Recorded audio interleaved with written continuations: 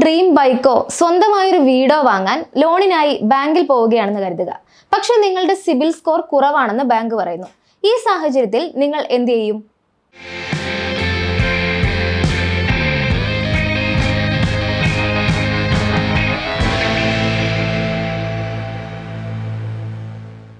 ജനഹിതം 24x7 എല്ലാവർക്കും സ്വാഗതം. എല്ലാവരും സിബിൽ സ്കോർ എന്ന വാക്ക് കേട്ടിട്ടുണ്ടാകും. എന്നാൽ എന്താണ് ഈ സിബിൽ സ്കോർ?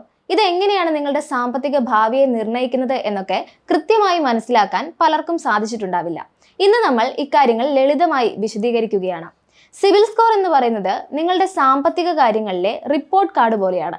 സ്കൂളിൽ നിങ്ങൾക്ക് മാർക്ക് കിട്ടുന്നത് പോലെ നിങ്ങളുടെ സാമ്പത്തിക ഇടപാടുകൾ എങ്ങനെയാണെന്ന് ഇത് നോക്കിയാൽ മനസ്സിലാകും.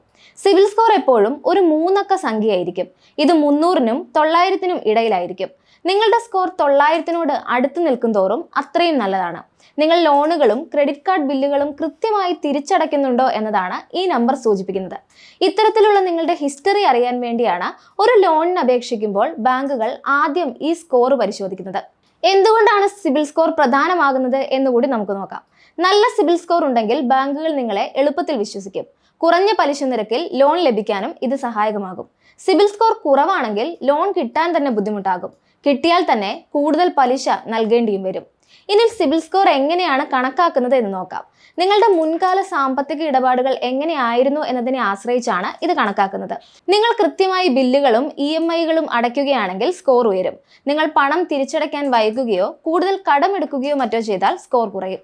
സിബിൽ സ്കോർ എങ്ങനെ മെച്ചപ്പെടുത്താം എന്നുകൂടി പറയാം. ചില കാര്യങ്ങൾ ശ്രദ്ധിച്ചാൽ സ്കോർ മെച്ചപ്പെടുത്താൻ എളുപ്പത്തിൽ സാധിക്കും.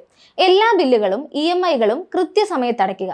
ക്രെഡിറ്റ് കാർഡ് ബില്ലുകളും ലോൺ തിരിച്ചടവുകളും മുടങ്ങാതെ നോക്കുക. ഇതൊക്കെ മറന്നുപോകുന്ന പ്രശ്നമുള്ള ആളാണ് നിങ്ങളെങ്കിൽ ഇതിനായി റിമൈൻഡറുകൾ സെറ്റ് ചെയ്യുന്നത് നല്ലതാണ്. അല്ലെങ്കിൽ ഓട്ടോ പേയ്മെന്റ് രീതികൾ ഉപയോഗിക്കാം. അതാകുമ്പോൾ നിങ്ങൾ മറന്നുപോയാലും അടവ് കൃത്യമായി നടന്നുകൊള്ളും. ശ്രദ്ധിക്കാവുന്ന മറ്റൊരു കാര്യം ക്രെഡിറ്റ് കാർഡിന്റെ മുഴുവൻ പരിധിയും ഉപയോഗിക്കാതിരിക്കാൻ ശ്രമിക്കുക എന്നതാണ്. ക്രെഡിറ്റ് കാർഡ് പരിധി 10,000 രൂപയാണെങ്കിൽ 3,000 രൂപയിൽ കുറഞ്ഞ തുക മാത്രം ഉപയോഗിക്കുക. ഒപ്പം നിങ്ങളുടെ ക്രെഡിറ്റ് റിപ്പോർട്ടിൽ തെറ്റുകൾ ഉണ്ടോ എന്ന് പരിശോധിക്കുക. വർഷത്തിലൊരിക്കൽ റിപ്പോർട്ട് പരിശോധിക്കുകയും തെറ്റുകൾ തിരുത്തുകയും ചെയ്യുന്നത് നല്ലതാണ്. ഒരേ സമയം ഒരുപാട് ലോണുകൾക്ക് അപേക്ഷിക്കാതിരിക്കുക എന്നതും പ്രധാനപ്പെട്ട കാര്യമാണ്. നിങ്ങൾ ഓരോ തവണ ലോണിന് അപേക്ഷിക്കുമ്പോഴും സിബിൽ സ്കോർ കുറയാൻ സാധ്യതയുണ്ട്. അത്യാവശ്യമുണ്ടെങ്കിൽ മാത്രം ലോണിന് അപേക്ഷിക്കുക. പലതരത്തിലുള്ള ലോണുകൾ എടുക്കുന്നത് നല്ലതാണ്, പക്ഷേ അത് നിങ്ങൾക്ക് കൃത്യമായി തിരിച്ചടയ്ക്കാൻ സാധിക്കണം. അതുപോലെ ജാമ്യം നിൽക്കുമ്പോഴും ശ്രദ്ധിക്കണം. മറ്റൊരാളുടെ ലോണിന് നിങ്ങൾ ജാമ്യം നിൽക്കുകയും അവർ പണം തിരിച്ചടയ്ക്കാതെ വരികയും ചെയ്താൽ അത് നിങ്ങളുടെ സിബിൽ സ്കോറിനെ ബാധിക്കും. സിബിൽ സ്കോർ ശരിക്കും ഒരു സാമ്പത്തിക പാസ്പോർട്ട് പോലെയൊക്കെയാണ് എന്നോർത്ത് അത് ശ്രദ്ധയോടെ കൈകാര്യം ചെയ്യുക എന്നതാണ് ഏറ്റവും പ്രധാനം. നമ്മുടെ മനസ്സിൽ ഇക്കാര്യങ്ങളൊക്കെ ഉണ്ടായാൽ തന്നെ ഓരോ തവണ സ്കോർ കുറയാനുള്ള സാഹചര്യം വരുമ്പോഴും അതിനുള്ള പരിഹാരം നമുക്ക് സ്വയം കണ്ടെത്താൻ സാധിക്കും. ഈ വീഡിയോ നിങ്ങൾക്ക് ഇഷ്ടമായെങ്കിൽ ലൈക്ക് ചെയ്യുക, ഷെയർ ചെയ്യുക, ജനഹിതം 24x7 സബ്സ്ക്രൈബ് ചെയ്യുക. നിങ്ങളുടെ സംശയങ്ങൾ കമന്റ് ബോക്സിൽ ചോദിക്കാവുന്നതാണ്. അടുത്ത വീഡിയോയിൽ മറുപടി നൽകാം.